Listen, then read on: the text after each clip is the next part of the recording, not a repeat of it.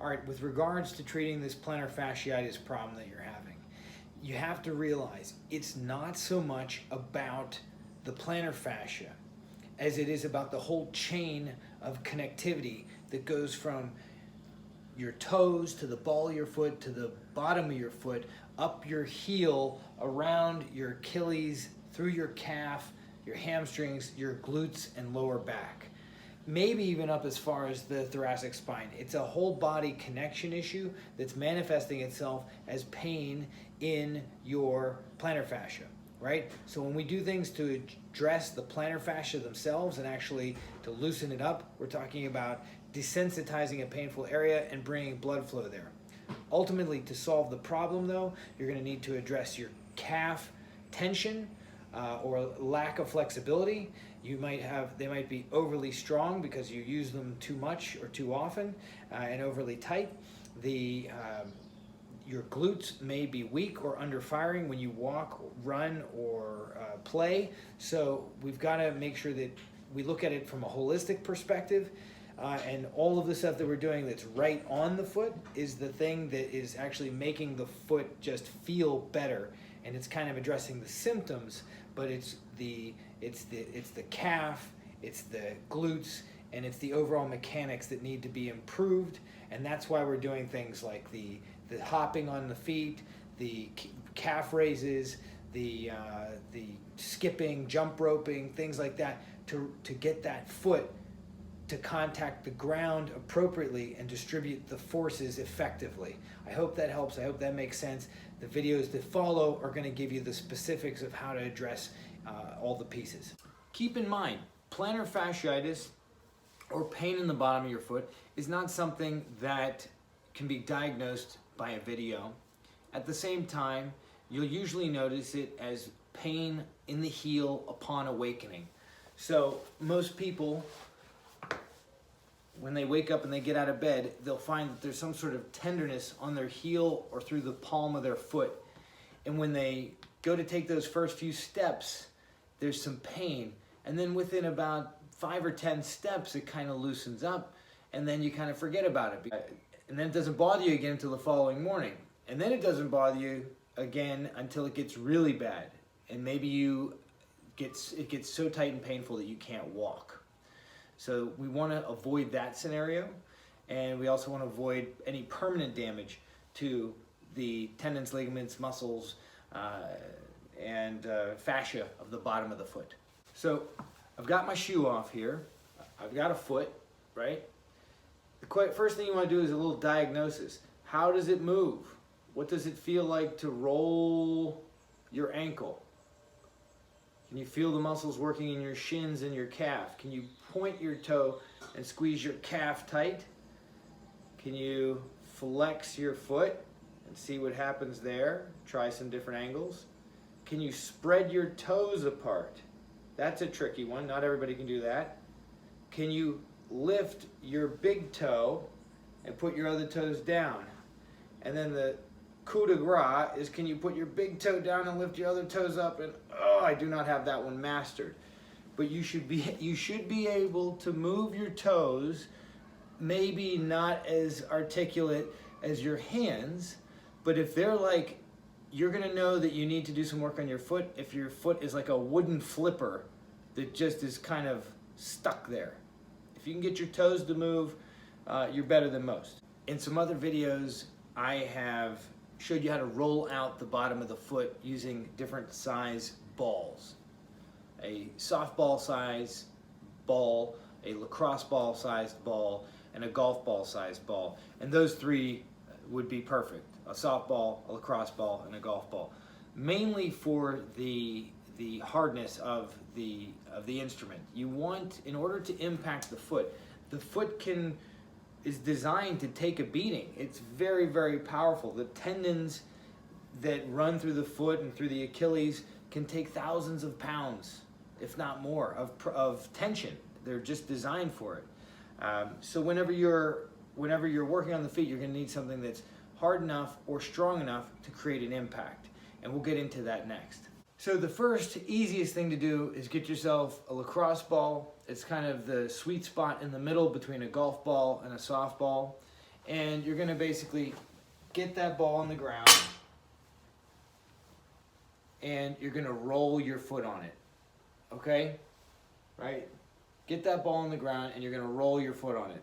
Sorry if that's not a great look, but ultimately that's gonna start to do a little bit to break up the problems you're having with your fascia and restoring some blood flow, as well as kind of desensitizing the area so you're not feeling that pain as much. So, and also once you've done that, once you've increased the blood flow, broken up some of the adhesions in the fascia, and reduced the pain, then you're going to return to walking a little bit normally, more normally, and then as normal as you can. I mean, we're all fighting for normal, but then the healing can occur. That's the bottom line. You can start to get blood flow back into the area. And you know, the thing is, your heart has to pump blood all the way down your leg and then back up your leg in order to provide nutrients to that area.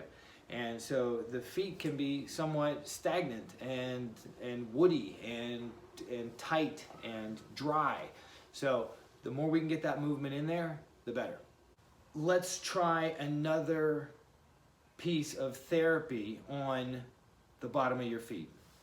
So you can go on to Amazon and you can get one of these.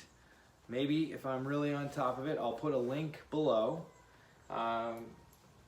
But regardless, this is called a gaosha, and I'm probably murdering the Chinese pronunciation, but it's an old Chinese tool that basically is like a big thick butter knife, right? It's a smooth slab of metal. And what you're going to do is you're going to scrape the areas that you're having trouble with. In this case, it's the bottom of your foot. So we can take it and we can just start to give a cursory glide over the area. And notice how I'm holding it. It's actually non-specific. I just grabbed it in the way that was easiest for me to kind of brush the bottom of my foot. I'm not putting any real pressure on, I'm just sliding it over. Now, the thing with doing scraping is that you can damage your skin and you can bruise yourself. If you're going that hard and you're doing that much, it's just too much. You've overdone it, right? So another thing with the scraping is we want it to slide. And if my feet are clean or maybe even just a little bit dry or not super sweaty, the tool is not going to slide. It's going to kind of grab and stick. So what you want to use is some sort of lubricant, and they sell lots of different lubricants. There's something very fancy specifically for gaosha, and that is this stuff called field foam, and that's a Google search because this came with one of my tools, so I didn't buy it separately. And the field foam is basically like an oil that's in a foam form. So it's kind of funny, but you know, it looks like whipped cream or something coming out. But that allows the tool to slide. Now I'm grabbing the tool from the end so that I have a little different leverage, and I can really start. Now I can start to get in there a little deeper, and I can start to scrape. And what you'll feel is you'll feel some sort of kind of a gritty texture sometimes. You don't want that. You want it to be smooth. You want it to be supple, soft, you know, think baby soft, right? Not like, you don't want like old gritty, woody, beef jerky-y. Those are the type of adjectives you would not want to describe your body or your feet. So once we can restore some of this suppleness, then almost miraculously the pain goes away with it, with the woodiness.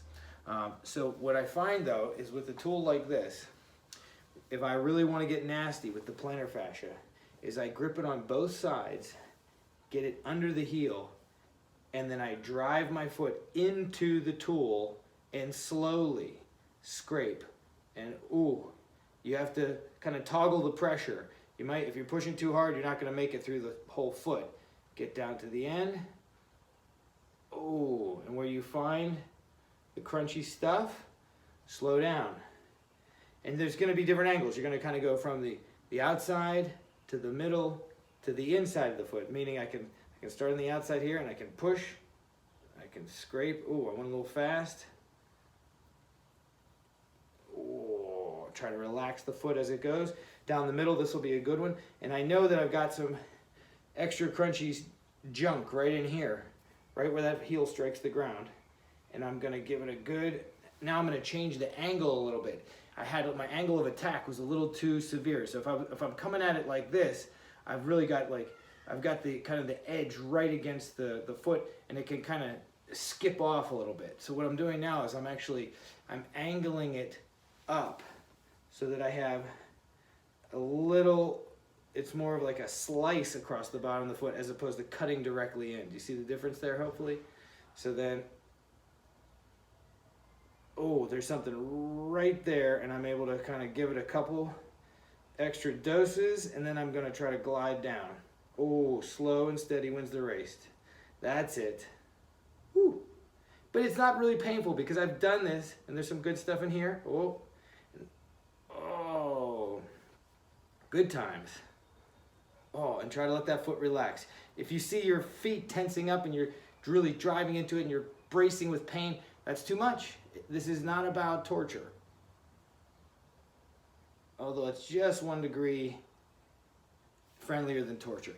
And that's scraping. And you can do that anywhere on your body. You can put a little foam on the elbow. I get some hot spots on the elbow. Kind of work that in there. And when you have a little bit more purchase on it and it's close by and you can kind of work on it a little easier, it actually could be something that you can just sit and watch TV and kind of work like this. Just kind of loosen some stuff up. It does miraculous things at the cellular level. I mean, you've got to look at the way the fascia lays in there. In other words, the layers of skin, from skin all the way down to muscle, it's really continuous. You're not like an onion with a bunch of layers, but you are. However, each layer is connected with like little roots, right? So there are layers. I've got, you know, my epidermis, my dermis, it's got 16 levels all the way down to your bone. You know what I'm saying? So like all of those levels though, if I pull this here, it might frighten you to realize, it might frighten you to think about this. If I pull on this, I'm actually pulling on the bone. All the way down, I'm pulling down to the hard bone because it is one piece, continuous, all the way up. We think about ourselves as layers that are like sandwich pieces put together, but we're not laminated like that. We're literally, it's grown together with spider webs. Sorry if that sounds bizarre, but check out, just go right now, Google Gil Headley and look at his amazing fascia videos. Not before lunch though. All right.